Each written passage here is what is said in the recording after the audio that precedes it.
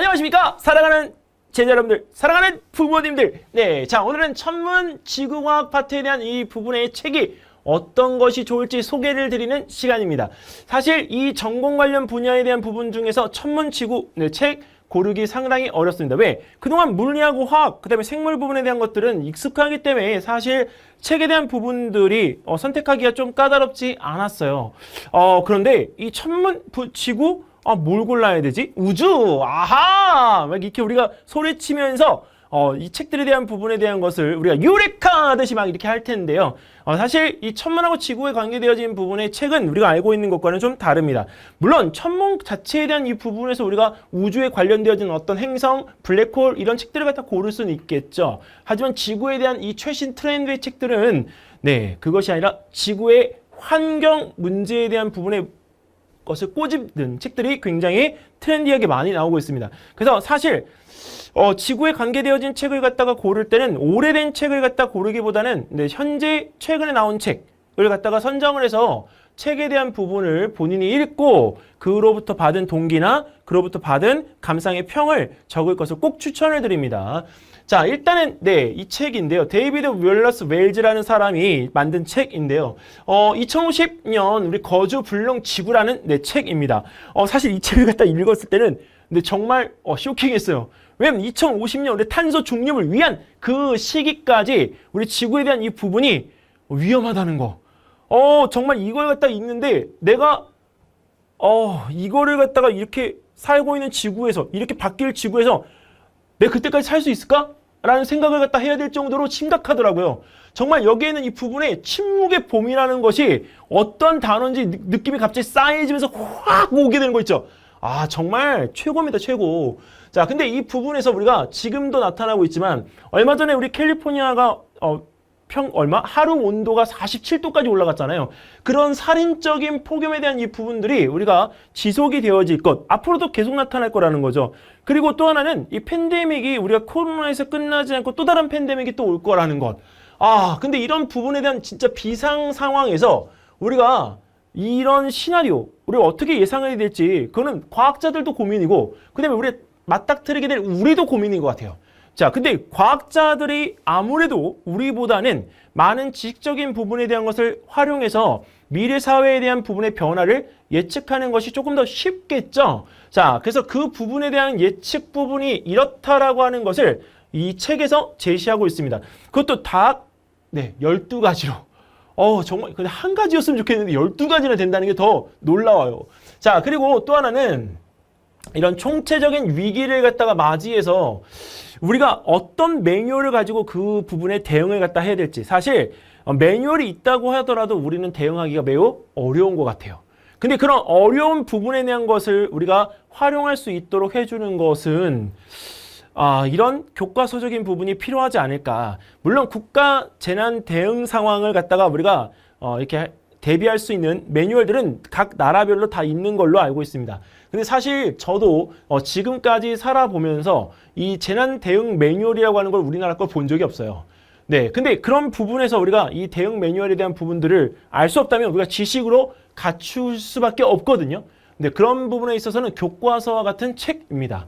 자, 데이비드 월러스 웰즈의 바로 2050 거주불능 지구 12가지의 어떤 요소가 우리가 제시가 되어지는지 자, 그 책에 대한 내용들을 한번 꼭 읽어보시면 이 천문 지구 쪽 관련해서 우리가 가고 있는 친구들이 정말 이 지구의 바뀌는 모습에 어떻게 자기가 대응하고 싶어 하는지에 대한 동기유발이 확실히 이어질 수 있는 것. 근데 이 책 읽고서 나중에 정말 무서워가지고 그냥 지구를 떠나거나 이렇게 하면 안 된다는 거 꼭 알아두시기 바랍니다. 자, 이 책은 딱 보기에도 북극곰이 나와서 있죠. 사실 이 북극곰에 대한 표지가 이 책을 갖다 딱 짚는 데 있어가지고 정말 100% 다 역할을 했다고 봐도 될 정도로 이 책이 주는 자극은 정말 신선한 걸 떠나서 무섭습니다. 지금 왜냐면 우리는 그린피스나 아니면 이런 북극곰 살리기 운동을 통해서 실제 우리는 북극곰을 돕고 있다라는 착각을 무지하게 하고 있어요. 근데 전혀 그렇지 않다는 것. 우리는 그 착각에서 정말 빠져나와야 된다는 것을 알려주는 책입니다. 왜? 지구가 아까 앞에서 마찬가지로 이 침묵의 봄이라는 것이 곧 닥쳐올 텐데 유엔에서도 우리가 이 시점이 넘어버리면 우리는 인류 멸종의 단계로 걸어가고 있는 거다라고 이야기할 정도인데 우리가 착각을 하고 있다는 거 뭔가 좀 이상하지 않나요? 왜 이상할 수밖에 없냐면 지금까지는 우리가 이 부분에 대한 걸 보여주지 않고 이 작고 가리는 데만 신경을 썼던 것입니다. 근데 여기서 이 얼음이 녹아서 북극곰이 굶어 죽어가고 있다? 에이, 거짓말하지 마세요. 이 외에 북극곰이 우리가 말라가고 있고 죽어가고 있지만 멸종은 아니란 말이죠. 왜? 먹이가 있는 곳으로 어떻게 돼요? 동물들은 움직이잖아요. 만약에 저쪽에 지금 화면에 보이는 건너편에 북극곰이 나를 찾아서 막 오면 저는 어떻게 돼요? 도망가죠. 근데 북극곰은 쫓아온단 말이죠. 그래서 그런 먹이가 있는 곳으로 북극곰이 이동해 갈 가능성이 더 큰 거지 북극곰이 멸종한다라고 하는 이야기를 할 수는 없다. 자, 그 다음에 아마존이 불타 사라질 위기에 처해 있다. 아마존이 불타? 아, 이거는 인정할 수 있다. 왜? 최근에 캘리포니아를 갖다가 비롯한 우리가 일부 지역에서 동시다발적으로 약 100군데에서 불이 일어나고 있는 것을 위성사진으로 촬영을 했습니다. 와, 엄청나요. 자, 근데 그런 100곳이 우리가 불도 붙이지 않았는데 동시다발적으로 불이 나는 건 왜 그렇겠어요? 바로 지구온난화로 인해서 폭염으로 인한 건조해진 이 땅이 태우는 거죠. 원래 우리 그 나라 같은 경우에도 불을 붙이지 않아도 이 풀의 건조도가 건습도가 30% 정도가 되면요. 태양 열만으로도 불이 붙는다라고 합니다. 그러니까 사람이 직접 우리가 불을 붙이지 않아도 산불은 얼마든지 날 수 있다는 것. 자, 그리고 그런 부분에 있어서 우리가 뭐가 진실이고 뭐가 거짓인지 우리가 깨달을 필요성이 있다라고 하는 면에서는 이 책이 그 내용을 정말 잘 제시를 갖다 하고 있다. 그래서 우리가 정말 새로운 사실들을 갖다 알았을 때 이게 진짜인지 거짓인지를 구분하는 데 있어서 그거에 대한 명확성을 제시하는 게 바로 이 내용이다 라고 언급을 드리고 싶네요. 자, 이번엔 우리가 과학 콘서트, 수학 콘서트와 같은 천문학 콘서트라는 책인데요. 저자는 다릅니다. 이광식이라는 분이 쓴 책인데요. 이 책은 여기도 지금 써놨지만 우리가 우주에 대한 부분에 대한 걸 단지 호기심으로 해결하려고 하는 것이 아니라 상상력과 감수성에 대한 부분들을 갖다가 우리가 이해해서 이걸 통해서 우주를 이해하려고 노력을 한다는 걸 제시하는 책입니다. 사실 우주를 갖다 이해하는 데 있어가지고 왜 상상력이 필요한 건 알겠는데 감수성이 왜 필요할까? 자, 근데 그런 부분에 있어서 우리가 형성되어지는 나의 어떤 우주관, 우주에 대한 가치관이 여기서 달라진다는 부분이 명확하게 있습니다. 그리고 또 피타고라스에 대한 부분, 갈릴레오에 대한 부분, 그 다음에 케플러에 대한 부분 등 우리 다양하게 이 내용들이 제시가 되어지면서 그 이론들 자체가 어떻게 발전되어 오는지를 설명해주고 있는 책이기 때문에 사실 천문학 책에서는 가장 기본적인 역사서와 같은 내용이다. 사실 여기 있는 이 부분에서 아까 이 갈릴레오에 대한 천동설은 아인슈타인의 상대성 이론까지 우리가 진화되어져 온 단계라고 보거든요. 근데 그런 것들에 대한 역사의 변천 과정에서 이 이론들이 어떻게 활용이 돼서 그것들이 나타날 수 있었는지에 대한 부분들을 제시하고 있는 과학의 역사의 기본서다. 그것도 천문학의 역사의 기본서라고 보시면 될 것 같습니다. 자, 다음은 책의 내용이 참 매끄럽죠. 무슨 웹툰을 갖다 보는 것 같은데 남성현 씨가 만든 우리가 위기의 지구, 물러설 곳 없는 인간입니다. 앞에 있는 침묵의 봄에 관계되어진 책 2권과 비슷한 류의 책입니다. 근데 이 책은 우리가 서가명강이라는 타이틀을 가지고 있는데요. 서가명강? 뭐냐고요?